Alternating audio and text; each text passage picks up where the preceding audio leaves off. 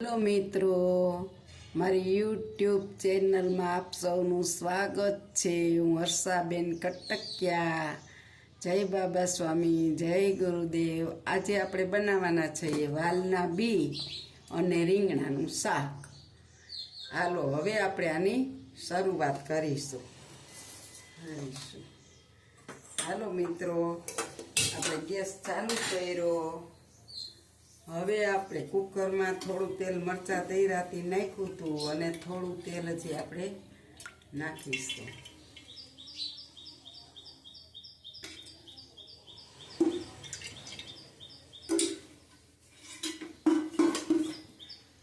આપણે જો 2 પાવડા તેલ નાખ્યું છે આની અંદર।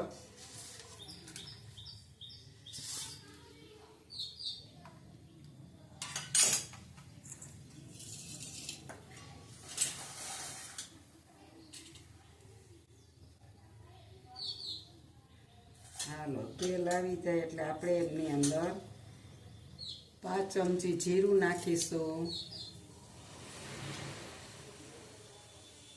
5 ચમચી રાઈ નાખીશું,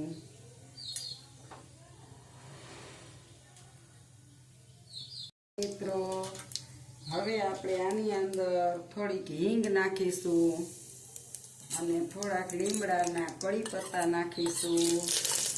પછી હવે આપણે આદુ ને લસણની 1 ચમચી પેસ્ટ નાખીશું।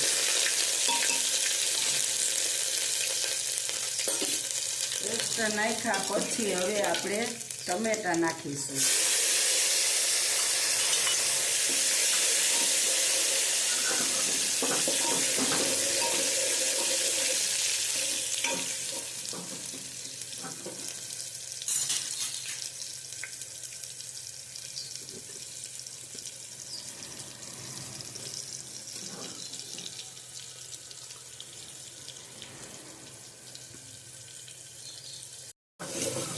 આમાં લસણવાળી ચટણી, હળદર, મીઠું, ધાણા જીરું બધું પાણીમાં પલાળી અને આ મસાલો આપણે વઘાર્યો છે અંદર। તો આપ જોઈ શકો છો એકદમ મસ્ત લાલ કલર આવી જાય ને અને મસાલો કાચો ન રહે એટલા માટે। હવે આપણું મસાલામાં તેલ ઉપર આવી ગયું છે। હવે આપણે વાલના બી નાખીશું।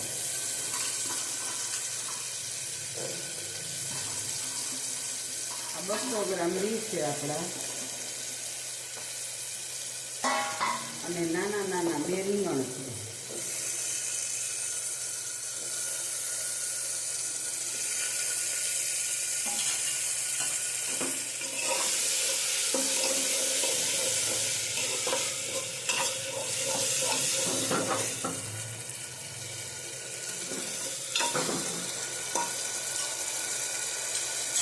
નિમક નહોતું નાખ્યું, હવે આપણે આમાં નિમક નાખીશું સ્વાદ મુજબ।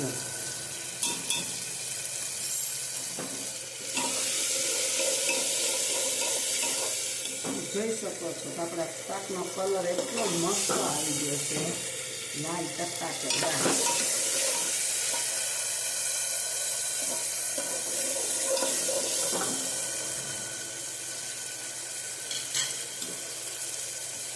હવે આપણે દેશી ટમેટું અડધું નાખ્યું છે ને આમાં આપણે બેલેન્સ કરવા થોડીક એવી ચૂટકી ખાંડ નાખીશું।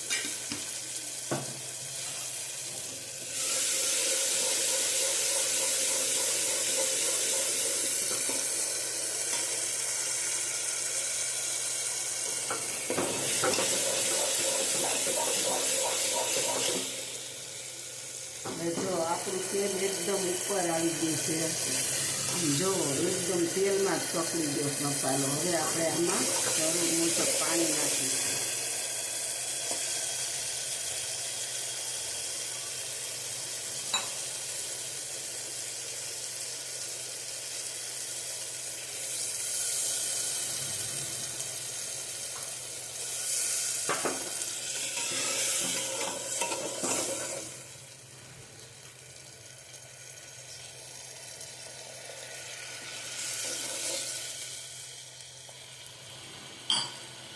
કારણ કે વાલના બીનું શાક છે ને એ થોડુંક આમ ચડી જાય અને રસાવાળું હોય ને તો જ આપણને મજા આવે. હવે આપણે કુકરનું ઢાંકણું બંધ કરી દેશું અને હાલો, આપણું વાલના બી ને રીંગણાનું શાક બની ગયું છે. આપ જોઈ શકો છો તેલ એકદમ બધું ઉપર આવી ગયું છે. હવે આપણે આની અંદર નાખીશું થોડોક એવો ગરમ મસાલો, મસ્ત લાગે એટલે. અને હવે છાંટીશું ધાણા ભાજી.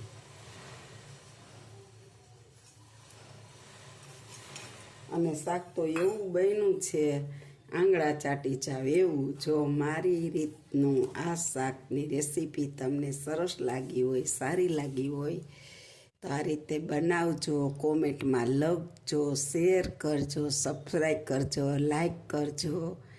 આવજો. જય બાબા સ્વામી, જય ગુરુદેવ.